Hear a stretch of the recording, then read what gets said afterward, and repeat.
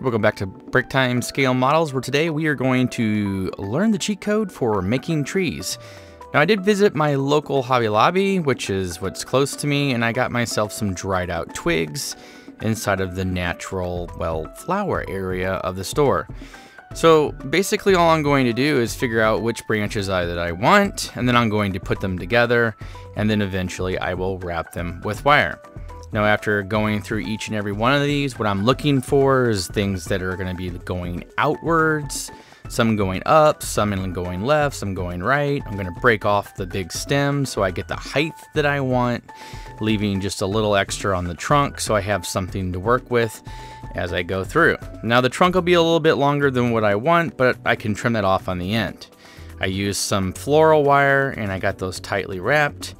And as you can see, I have a trunk with wire on it. So how do we fix that? We're gonna go through and put some rubber, or you can use plaster or whatever it is that you're comfortable with. I typically use a quick coat of the Woodland Scenics rubber. It's called latex rubber on the outside of the container. I'll go ahead and I'll do several coats of that, and sometimes I'll even put like a paper mache on top of that to help kind of bulk it up. But when you get done, this is the kind of trunk that it's going to look like when you get done doing that texturing. Now, you can make it as thin as you want or as thick as you want, and then I went back through and I primered the entire tree, which I'll go ahead and do some black and some other colors in. But what I'm doing next is doing a second tree, which is taking branches and just gluing branches onto one stem. Now, this is going to be a little bit of a smaller tree. It's not going to be as thick. And well, it's very easy to do. I just used a hot glue gun, very small pieces, and connected them together. And when I was done, I had this magnificent skeleton of a tree that I was able to go back through and do some work to. Now, what I'm using here is my glue gun to make roots that are coming off. I can also make the trunk a little bit thicker. I can sculpt with the hot glue gun to create things that I can use later on. So now what I'm using is some paste, some modeling paste. They call it artist paste. Either way, it's a paste that you can use and it will harden up. I use this to cover all of my joints where I glued onto the branches, and also to give them the trunk of the tree some texture so that it has that realism effect. Now, take your time and do this slow. But don't do it slow when you're trying to make a bridge because, well, it takes a while to do it. Now, I'm going to do a quick little diorama, and I decided to use my hot iron that I got. It has blades attached to it, different things that you can do to make different shapes. But when it was all said and done, I had a half brick, half stone bridge. I primered it up, got my colors onto it. This is with my red tones and a little bit of the black undercoating for the primer to help shine through. Once I'm done with that, as you can see, it's starting to look real and more real as we go. I have my stone colors on the pillars, and well, now I need a place to put this bridge. So I got another piece of foam, carved out a riverway, and made a platform area for my tree to sit. I did use this bare black paint. I'm not sure how I feel about it quite yet, but I got in there. It was able to seal up the foam, and when I was done, I had a little something like this. Now, after carving out this tree base, I did use a blowtorch to help me do that. And well, now we got to get this thing colored up so that we can get some realism into the foundation of the tree and also in the riverbed. I used a Woodland Scenics product of earth undertones, went back through with my air gun, sprayed on some dark browns, lighted it all the way up with different other several tones of earth, and then eventually went back through with my brush to give it yet some more bark texture onto the trunk of the tree. And well, when I was done airbrushing it, I had a nice lovely tree that I was able to start getting some bases on. So this is a little bit of that grass texture that I put onto the branches just to give it some thickness, some realism. Went back through and put some rocks in. used some isopropyl alcohol to break the surface tension.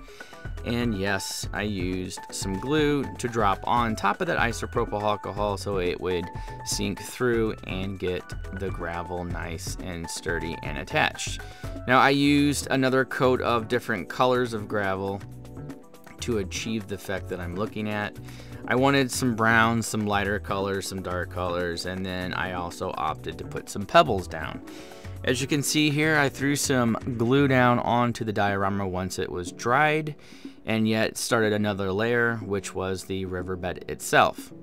When I was done putting these rocks in, I had a pretty uniform area that I could move on from and start brushing in some extra rock in between the stones that I had placed by hand on this. So up to date, we have the tree in place, we have the diorama carved out, we have the bridge getting ready to go in. We still have work to do on this particular build, but I wanted to show you how quick and easy it was just to get the foundation of the tree done. And all we used was some twigs from a hobby store that we glued branches onto and made a quick little base. Now what we need to do is finish up getting these stones placed and start brushing the loose gravel in between so that we can do another layer of isopropyl alcohol and some more glue to adhere that gravel in between the stones.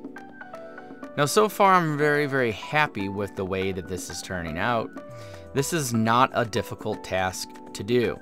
You just have to use some of your artistic abilities to kind of get it to what you're looking for, the right place in the country, the right kind of scenery that you're looking for, either military or just a natural scene. I did take some of those small twigs and I glued them into the river's edge to give it a look of having the roots from the tree growing out of the dirt and into the river.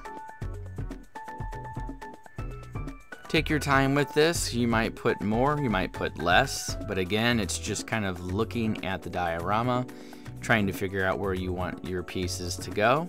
Sometimes they fit and sometimes they won't. You'll just have to trim those down just to get them perfect, but well, again, it's your choice. So when it's all said and done, I did glue this down to a piece of cardboard that had the wax covering on it from an old set of tiles that I had. And I got it all plasticed up on the edges, and it was ready for me to put some 2-part epoxy resin inside of once I was done. Here you see me grouting in between the bricks with some actual white grout. And well, I know it's going to be a little white when I get done, when it's done drying, but I will go back and recolor and texture.